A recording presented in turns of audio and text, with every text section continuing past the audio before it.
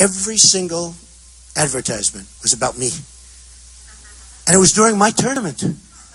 I'm turning my tournament. I go from tournament to horrible ad. The most vicious ads. I mean, one of the reasons I brought the wine out and the water out and the steak out and more wine and more water. And I told you about Trump University, where we'll win that case. That's going to be an easy case to win. Everybody signed a document. One of the reasons is just because of that. They hit me with this Trump University. It's not even a big case. We're going to win the case.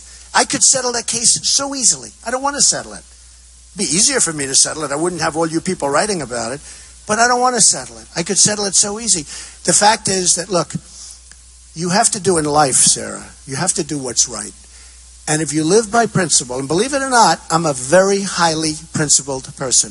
If you live by principle, you're going to do very well. So, but I just to finish, I must tell you, I was a little surprised when I saw the viciousness of the ads. And the viciousness of really Mitt was very vicious. I mean, he gets up and he just, I wish he used that same energy against Obama. I think he would have won.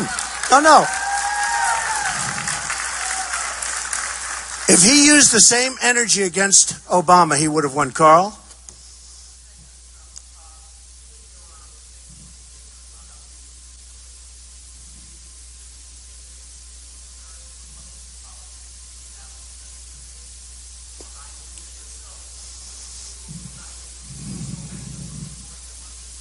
Yeah, I say let's come together, folks. We're going to win.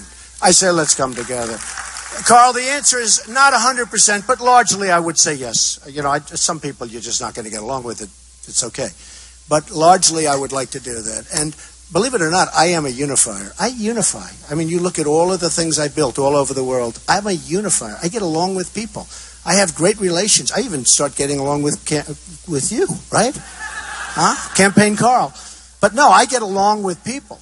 And I really say this, Carl, I think it's time to unify.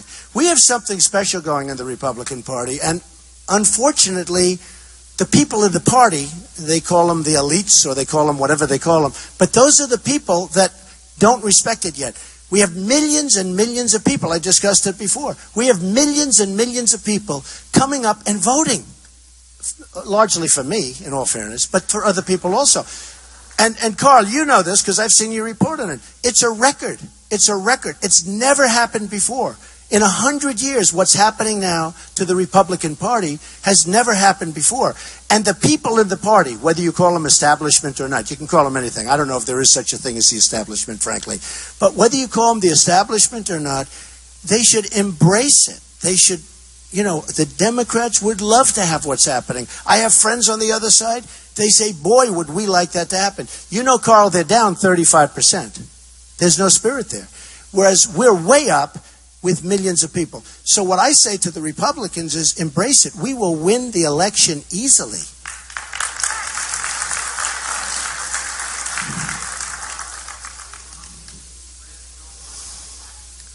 Yeah. Well, I don't know that you have to win everybody, Carl.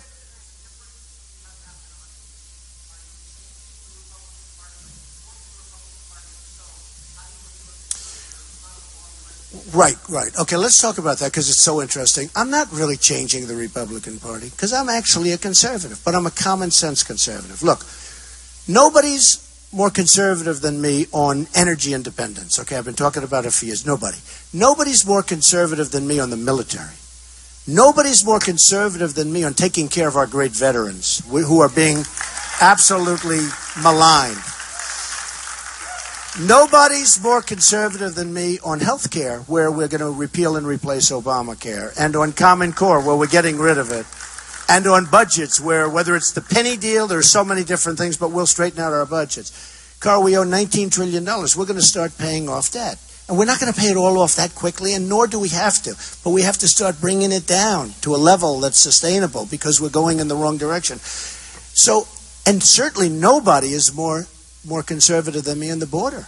The one thing I guess people could say is that on trade, I am a free trader, believe it or not, but I'm also a smart trader.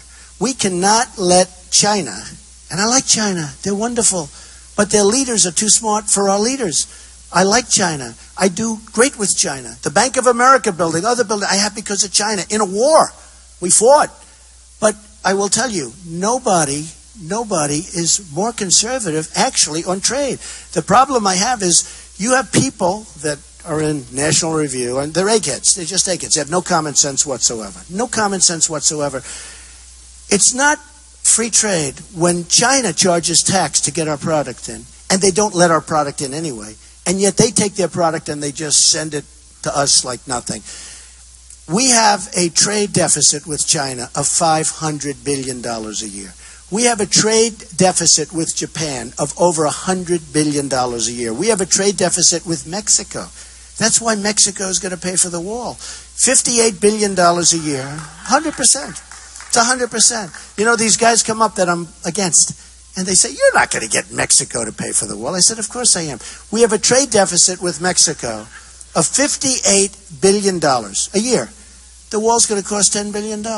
You tell me I can't make that deal? That's an easy deal. So the only thing, Carl, because I love the question, but the only thing I can say that some people would say I'm not conservative is trade, but that's because I want fair trade. Okay? I want free trade. But free trade, you have to have smart people on both sides, and we don't have smart people on our side. So I want fair trade. It's got to be fair trade, or as you would say, fair and balanced trade, okay? As they would say at Fox. Okay. Jeremy, go ahead.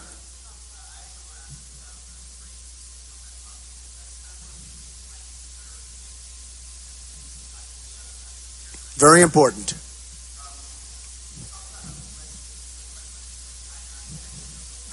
Destroyed.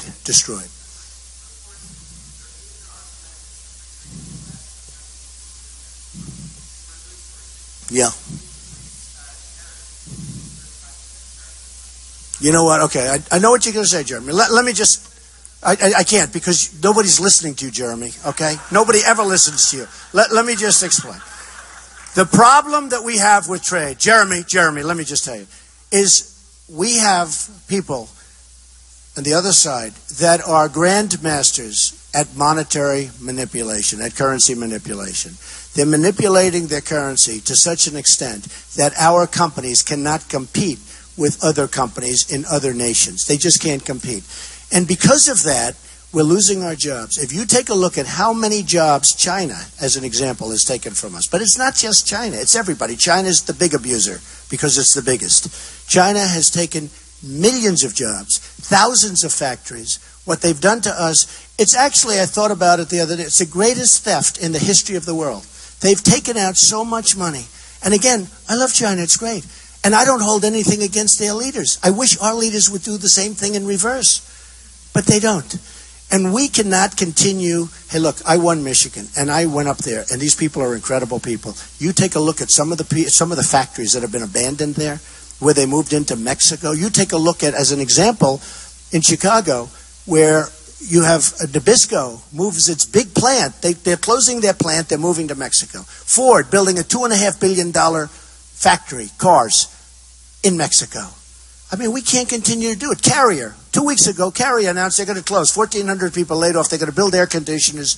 They're going to put their air conditioners in Mexico. They're going to build them in Mexico. How does that help us?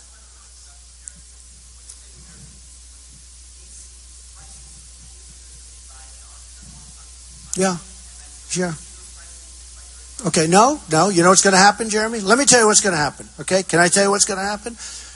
When China thinks you mean it, when they think you mean it, they're going to stop manipulating their currency. And you won't even have to do anything. And you might even have free trade, okay? You didn't hear me. When China thinks you mean it, when Japan thinks you mean it, that we're not going to let them sell the cars like that because they're killing us. You know what we sell to Japan? Practically nothing.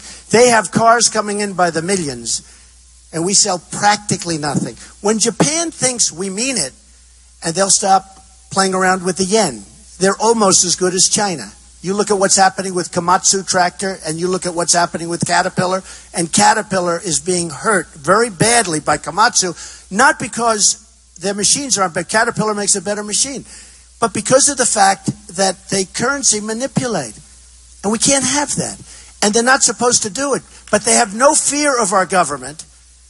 They're dealing with babies. We're dealing with babies, okay? They are grandmaster players, and we have people that shouldn't be negotiating for us, all right? We shouldn't. All right, one more question. Go ahead. Let's see if she'll finally give me a decent after 12 years. I'm not going to finish with her because she never asks a decent question. Okay, go ahead. I'm only kidding. Go ahead. That's right. Well, I don't know. I'm going to say, you know what? I think Lindsey Graham's probably a nice guy. And I was very tough on him because he was tough on me. But I think he's probably a nice guy. I think I could probably get along with Lindsey Graham. I could probably get along with Mitt Romney. I mean, I have nothing against Mitt Romney. And I understand how he feels. I mean, he worked really hard. Should have worked a little harder. But he worked really hard. And he didn't get there. I mean, I understand it. I could probably get along with Mitt Romney. I don't know Mitt Romney very well. I endorsed him. I backed him. I helped him. But I don't really know Mitt Romney.